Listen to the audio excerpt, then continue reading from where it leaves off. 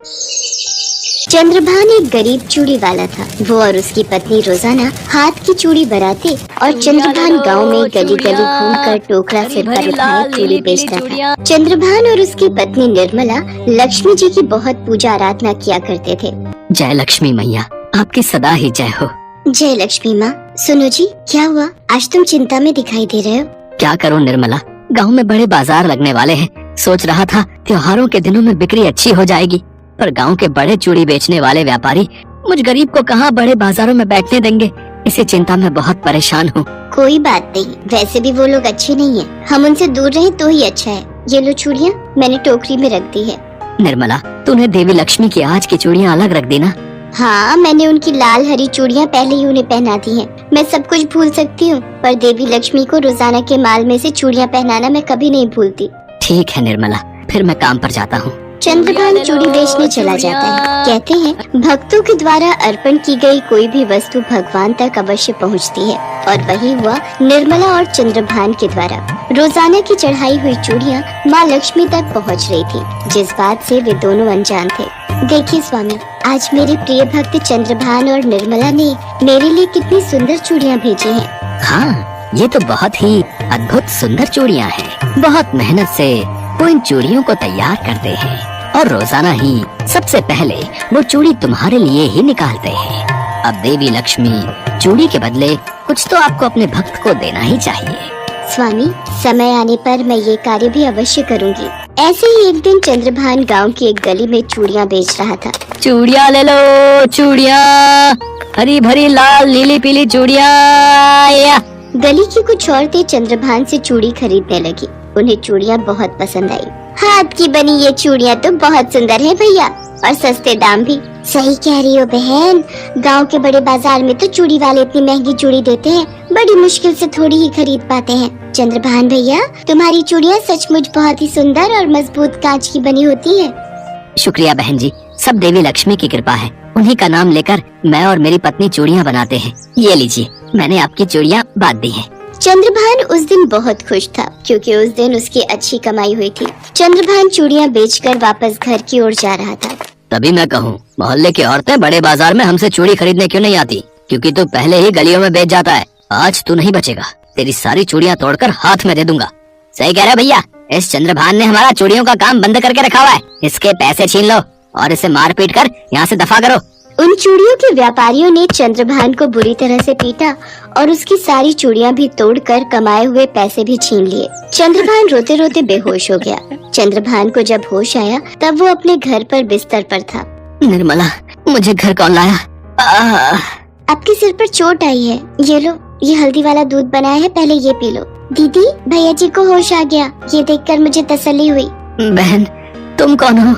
इसका नाम कमला है, यही आपको घर तक लाई है। भैया जी, मैं वहाँ से गुजर रही थी, आपको बेहोश देखा, अड़ोस पड़ोस के लोगों से आपके घर का पता पूछा और आपको यहाँ तक ले आई। कमला अनाथ है, इसका इस दुनिया में कोई नहीं। ये गांव में बने लक्ष्मी नारायण मंदिर में सेवा करती है और वहीं रहती है। शुक्रिया बहन। अब क्या होगा निर्मला? ये चूड़ी के बड़े व्यापारी तो रोजाना ही गुंडागर्दी पर उतर आए हैं। पता नहीं आगे त्योहार के दिनों में हमारी कमाई कैसे होगी। दीदी जी, जब तक भैया ठीक नहीं हो जाते तब तक अगर आप चाहो तो मैं आपकी चूड़ियाँ बेचने में मदद कर सकती हूँ। पर बहन, वो बहुत खतरनाक लोग हैं। अगर उन्होंने तुम्हें कोई नुकसान पहुँचाया तो मैं अपने आप को कभी माफ नहीं कर पाऊंगी। आप चिंता मत करो दीदी, मुझे कुछ नहीं होगा। बस आप कल मुझे चूड़ियाँ बना कर दे देना, फिर मैं उन्हें बाजार में बेच आऊंगी। मुझे आपकी सहायता करने से बहुत खुशी होगी। ठीक है बहन, मैं तुम्हें कल चूड़ियाँ बना कर दे दूंगी, पर अपना ध्यान रखना। अगले दिन निर्मला कमला को चूड़ियाँ बनाकर बेचने के लिए एक टोकरी में भर कर दे देती है और नियम के अनुसार उसमें से कुछ चूड़ियाँ देवी लक्ष्मी को पहनाती है। इसके पश्चात कमला चूड़ियाँ बेचने के लिए गलियों में न जाकर गांव के बड़े बाजार में चली जाती है। चूड़ी ले लो चूड़ी, सुंदर सुंदर लाल लाल नीली पीली हरी गुलाबी कांच की चूड़ी ले लो, ले लो। अरे ये कौन है नई लड़की, चूड़ियाँ बेचने आई है? क्या इसे पता नहीं ये बाजार हम जैसे चूड़ी व्यापारियों के लिए है? लगता तो ऐसा ही है, और ग्राहक तो इसकी चूड़ियाँ खरीदते ही जा रहे हैं। आखिर इसके आसपास इतनी भीड़ कैसे है भाई? हैं? चलो भैया, इसे यहाँ से हटाते हैं। अरे हटो हटो, जाओ यहाँ से, कोई इससे चूड़ी नहीं खरीदेगा। जो भी चूड़ी खरीदनी है हमारी दुकान पर आओ। ओ लड़की, चलो अपना टोकरा उठा और चल भाग यहाँ से, वरना तेरी सारी चूड़ियाँ तोड़ देंगे। अच्छा तो ठीक है, मेरा टोकरा उठाकर दिखाओ। लगता है तुम मानेगी नहीं, अब तेरी चूड़ियां तोड़नी ही पड़ेंगी। अरे ये टोकरा उठ क्यों नहीं रहा है? अरे भैया जरा मदद करो, ये तो जमीन से चिपक गया भाई। भाई ये हमसे नहीं हो पाएगा, ये टोकरा तो हम जमीन से उठा ही नहीं पा रहे हैं। तुझे तो हम छोड़ेंगे नहीं, तुझे अभी बताते हैं। चलो तुम्हें हवा की सैर कराती हूँ, घूम जाओ।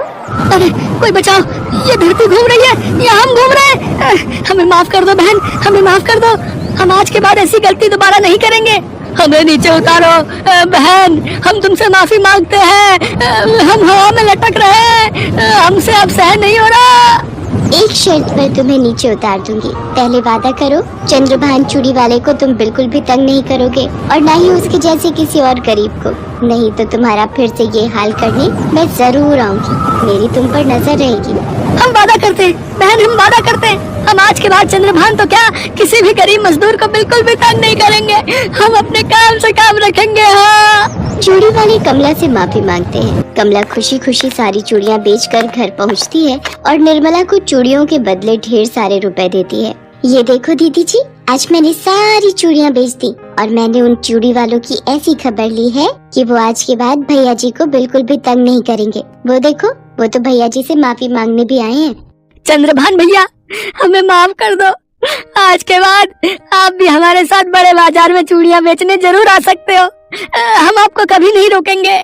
हाँ चंद्रभान भैया, हमें अपनी गलती का एहसास हो गया है, हम आपसे माफी मांगने आए हैं, हमें माफ कर दो। कोई बात नहीं भैया, मैंने आपकी किसी बात का बुरा नहीं माना, माफी मांगने की कोई आवश्यकता नहीं है। बहन कमला, तुम्हारे कारण आज हमारे सारे दुख दूर हो गए। आप सही कह रहे हो, कमला बहन तो हमारे लिए सचमुच देवी लक्ष्मी का रूप बनकर आई है। दोनों की बात सुनकर कमला मुस्कुराने लगती है। अचानक निर्मला की नजर कमला की कलाइयों पर जाती है। वो मंदिर की तरफ देखती है। माँ लक्ष्मी को सुबह जो चूड़ियाँ उसने पहनाई थी वो उनके हाथों में नहीं थी, वो तो कमला ने पहन रखी थी। निर्मला कमला के चरणों में गिर जाती है और उनसे दर्शन देने के लिए कहती है, देवी मैया आप साधारण नहीं हो, अपने साक्षात रूप में आओ माँ, हमें कृतार्थ करो माँ। निर्मला की पुकार पर देवी लक्ष्मी अपने साक्षात रूप में आती है। उठो निर्मला, मैं तुम्हारी और चंद्रभान की भक्ति से प्रसन्न हूँ, इसीलिए मैं तुम्हें दर्शन देने आई हूँ। अब तुम दोनों को कभी भी कोई दुख नहीं होगा। मेरी कृपा से तुम्हारे घर धन दौलत संतान तथा सुख समृद्धि का वास होगा। देवी लक्ष्मी आपकी जय हो मैया। जय हो लक्ष्मी मैया की। देवी लक्ष्मी निर्मला और चंद्रभान दोनों को दर्शन देकर अंतर ध्यान हो गई।